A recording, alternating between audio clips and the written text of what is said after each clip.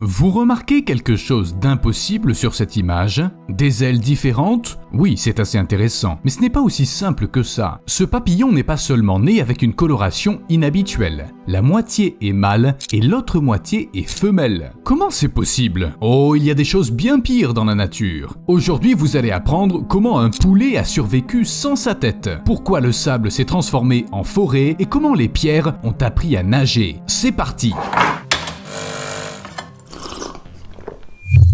Si vous creusez dans les archives, vous trouverez beaucoup de photos étranges, comme celle-là. Je vous présente Mike. Il y a environ 75 ans, un fermier du Colorado allait faire une soupe à base de Mike et a donc fait les préparatifs nécessaires. Mais la procédure standard ne s'est pas déroulée comme prévu, car le poulet a refusé de mourir. Je veux dire littéralement, il a perdu la tête, puis il s'est relevé et s'est mis à courir. Tout ça parce que la lame de la hache a raté la jugulaire. Et le lendemain matin, l'oiseau était encore vivant. Mike était capable de se tenir en équilibre sur son perchoir et il marchait maladroitement. Il a même essayé de se brosser les plumes, de picorer de la nourriture et de chanter, mais il n'a pas réussi. Au bout d'un moment, le propriétaire a décidé que le monde entier devait voir le poulet sans tête, et qu'en plus, il pourrait tirer un bon profit de ce phénomène. Bientôt, avec l'aide des journaux et de la rumeur, l'histoire du poulet sans tête se répandit rapidement et Mike commença sa carrière d'attraction touristique. Selon certaines estimations, au sommet de sa popularité, le poulet rapportait à ses propriétaires environ 48 000 $ par mois en monnaie d'aujourd'hui. Un poulet aux œufs d'or. Malheureusement, après 18 mois de vie après la mort, la brillante carrière de Mike a pris fin. Vous voyez, l'oiseau était nourri avec de l'eau et des aliments liquides que ses propriétaires lui jetaient directement dans le gosier, puis ils lui retiraient le mucus de la gorge.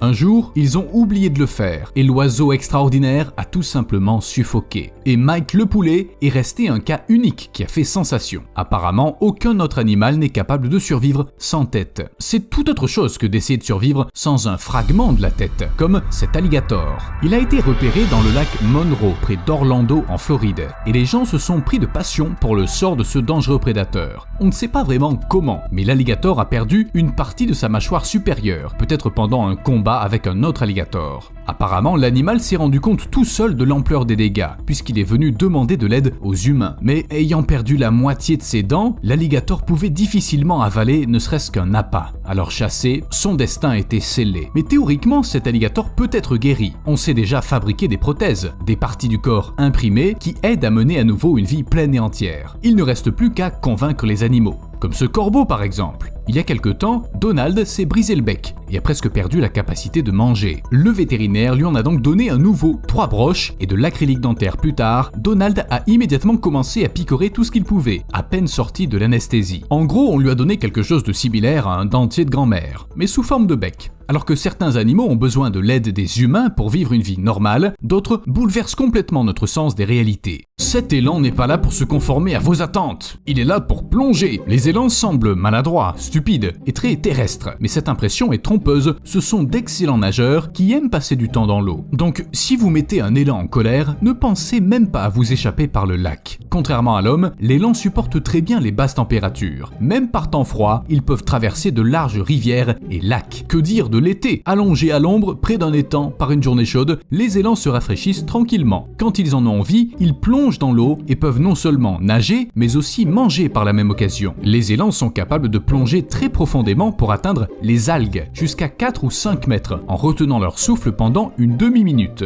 Mais n'allez pas croire qu'un élan aquatique soit la chose la plus incroyable que la nature ait créée. Un requin qui marche sur la terre ferme. N'essayez même pas d'y échapper en allant sur la terre ferme. Bon d'accord, les roussettes ne sont pas un danger pour les humains, surtout qu'elles préfèrent se nourrir de toutes les créatures qu'elles trouvent au fond. Mais ça ne change rien au fait qu'elles peuvent marcher. Ces requins sont la dernière branche de l'évolution de leur espèce. Contrairement à leurs cousins, ils utilisent leurs nageoires pour se déplacer sur les récifs et le sable, même lorsqu'ils sont hors de l'eau. Et ils s'en sortent très bien. Si ce requin se trouve en eau peu profonde, il ralentit sa respiration et son rythme cardiaque, ainsi que l'apport d'oxygène au cerveau. Cette astuce permet aux poissons de vivre au moins 1 heure sans eau. Pendant ce temps, il l'atteindra à pied en toute sécurité. Les requins marcheurs se sont séparés de leur ancêtre le plus proche il y a environ 9 millions d'années et ont depuis suivi leur propre chemin. Désolé. Et si vous vous demandez pourquoi les poissons ont décidé de se déplacer de cette façon, la réponse est simple. Les continents ont bougé, le niveau de la mer a changé, des récifs sont apparus et pour survivre, ils ont dû apprendre à marcher. En fait, quelqu'un d'impressionnable pourrait déjà avoir décrété que c'était le signe de la fin des temps, puisque les poissons sont déjà hors de l'eau. Mais attendez, c'est pas fini. On a encore plus effrayant et plus génial. On a des pierres qui flottent.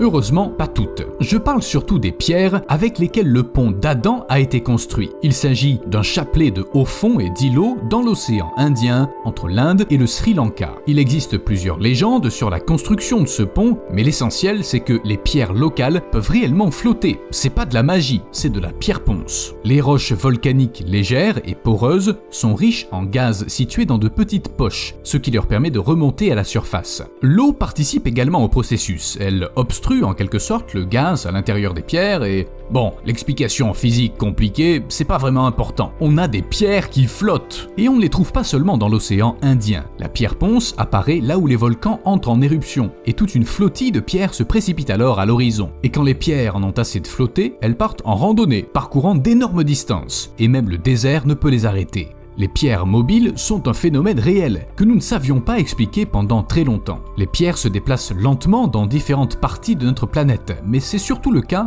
au fond du lac asséché Racetrack Playa dans la vallée de la mort aux États-Unis. Et des blocs rocheux de différentes tailles rampent, laissant derrière eux de longues pistes et déconcertant les scientifiques. Pendant un temps, le phénomène a été attribué à des forces surnaturelles. Puis on a suggéré l'effet des champs magnétiques, ce qui n'explique pas grand-chose de toute façon. Ce n'est que lorsque les scientifiques ont soumis le lac à une observation constante qu'ils ont découvert que son fond était parfois recouvert d'une fine couche d'eau. C'est après cela que les rochers ont commencé à bouger. La cause du mouvement, c'est de très fines plaques de glace, fines mais très longues, pouvant atteindre jusqu'à 10 mètres et qui se forment lors des nuits de gel. La glace flottante et fondante déplace les pierres à une vitesse pouvant atteindre 5 mètres par minute et elle raye le lac désolé. Au fait, puisqu'on parle de désert, voici un fait. Chaque année, leur superficie augmente. Et il n'y a rien de bon à cela. L'augmentation des déserts et la désertification entraînent la faim, la pauvreté et les conflits. En bref, les perspectives ne sont pas bonnes. Mais la Chine a appris à inverser le processus de désertification. Ils plantent des arbres, oui, c'est tout, d'énormes quantités d'arbres et d'autres végétaux, plus une stabilisation spéciale pour le sol, une protection contre le vent. C'est un travail long, difficile et très minutieux, mais le jeu en vaut la chandelle.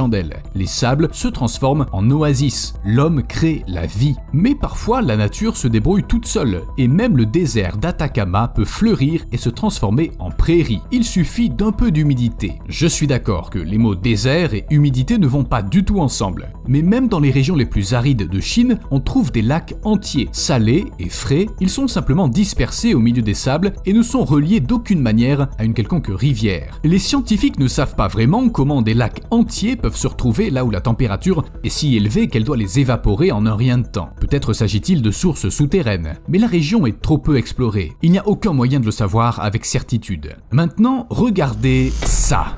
Contrairement aux étranges lacs au milieu du désert, il existe une explication à ce phénomène. Un cerisier commun qui a poussé sur un mûrier. Ces plantes sont appelées épiphytes, et ce ne sont pas des parasites, elles aiment simplement grimper plus haut. C'est comme si vous montiez sur les épaules de votre grand frère sans lui demander sa permission, mais qu'il a la flemme de faire quoi que ce soit. Les épiphytes ne poussent généralement pas beaucoup, mais le cerisier a décidé de faire exception. Peut-être qu'il plonge ses racines dans le sol à travers le tronc creux de quelqu'un d'autre. Cette situation est tout à fait réelle, mais elle est exceptionnellement rare. Et wow, j'ai dit que c'était exceptionnellement rare? Oubliez ça. La véritable rareté, c'est l'histoire des jumelles Lucy et Maria Elmer. Oui, vous avez bien entendu, ce sont des jumelles. Mais non seulement elles ne se ressemblent pas, elles sont complètement opposées. Le truc, c'est leur génétique. Leur père est blanc et leur mère est à moitié jamaïcaine. Et faire de faux jumeaux, ce n'est pas vraiment exceptionnel. Mais la différence entre Lucy et Maria est choquante et amusante.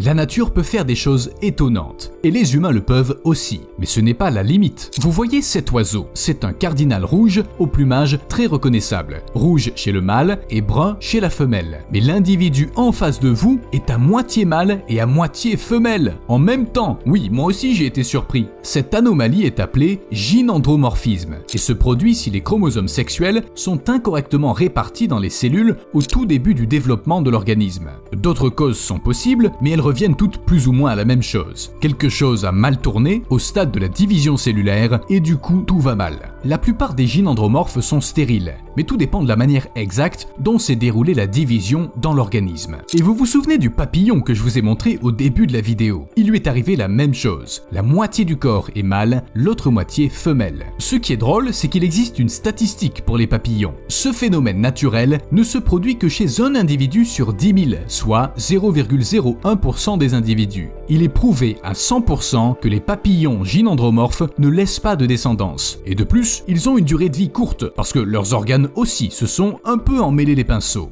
A plus!